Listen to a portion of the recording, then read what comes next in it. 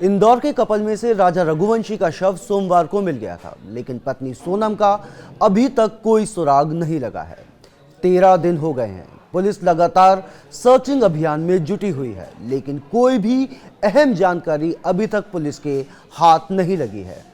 राजा रघुवंशी पंचतत्व में विलीन हो गया है। परिवार का रो रो के बुरा हाल है। परिजन ने शिलांग पुलिस और प्रशासन की कार्यशैली पर भी सवाल उठाए हैं। लापता सोनम को लेकर अब परिजन ने एक बड़ा ऐलान किया है। परिजन ने जानकारी देने वाले शख्स को 5 लाख रुपए के इनाम देने की भी घोषणा की है। साथ ही ये भी कहा है कि जो जानकारी देगा उसका नाम गुप्त रखा जाएगा।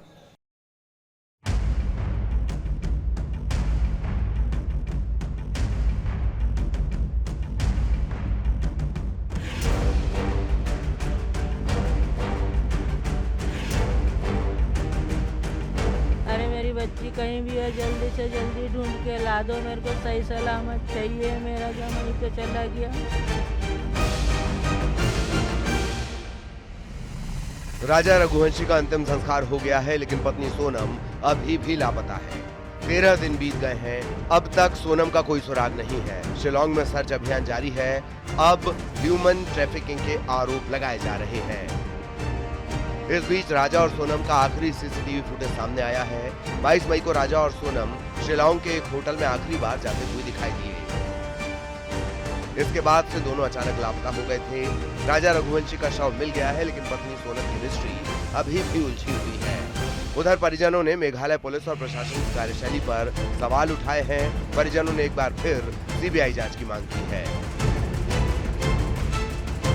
पुलिस सरकार जो है, मेघालय पुलिस सरकार जो है, वो लोकल पुलिस जो है, जो एक्शन ले रही है, वो एक्शन ऐसे लेते रहेगा भी तो आगे सोनम को भी इसी हालत में कोई देंगे फिर तो, कि वहाँ की पुलिस तो अभी तक मानने राजी नहीं है। तो यहाँ पे ऐसा कुछ हो सकता है, जो मैं खुद स्वयं देख के आया हूँ।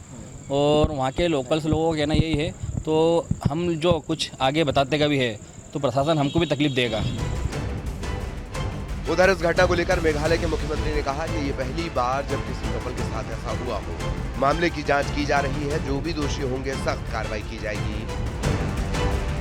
So as I said, of course, this should have never happened. It's a very sad and a very unfortunate incident that has happened.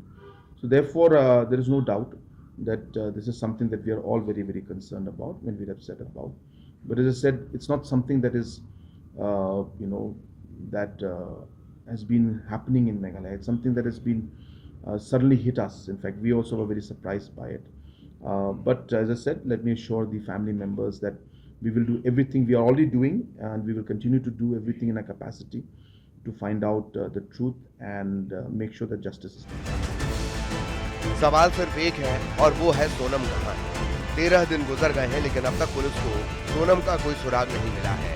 ऐसे में सवाल और भी गंभीर होते जा रहे हैं। क्या साजिश के तहत पूरी वारदात को अंजाम दिया गया, और इस पूरी साजिश के पीछे कौन है? ऐसे तमाम सवाल हैं जिनके जवाब हर कोई जानना चाहता है। इंदौर से मिथिलेश गुप्ता के साथ ब्यूरो रिपोर्ट, न्यूज़ 18।